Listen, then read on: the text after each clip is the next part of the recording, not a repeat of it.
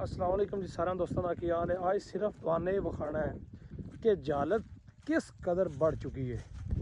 ओ सामने तुहानू नज़र आ रहा वेंदे हो इत्थे जी मेला लगा है दरबार ते अज ही तुहानू विखाने कि दरबार ते बंदे की करते हैं ते की नहीं करते।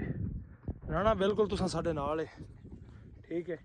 मैं तुहानू तोड़ पढ़ के ना विखाना।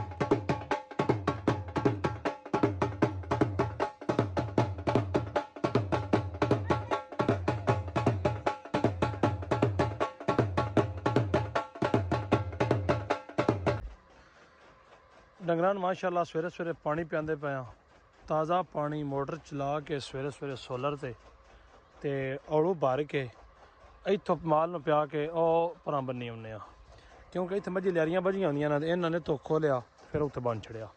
सूरज कर्म वाला निकलिया अज त्रीजे चौथे दिन की धुप्प निकलती पई माशाअल्लाह यार पाला भी लै जांदा ते मौसम भी जिहड़ा ना खुल जांदा है। तुहाडे इलाके च भी क्या धुप्प निकलती पई है? साडे जिला हाफजाबाद च सिर्फ निकलती पई है जनाब। पूरी तुसां देग पकाई है मलका पकाई जे ते ना तुसां पीर दे दी पकाई है ते खा तुसां सड़िया घर छड़िए। इन्नी सारी तुसी उत्थे दरबार ते लैके गए हो, सिर्फ इन्नी सारी तुसी दरबार ते लैके गए हो। आ वेखो जी उत्थे घर दे है दसो जी जुएद साहब खलोव्या जी। जुएद साहब इन्हां देग पकाई है दरबार दी बावे रां दे नां दी।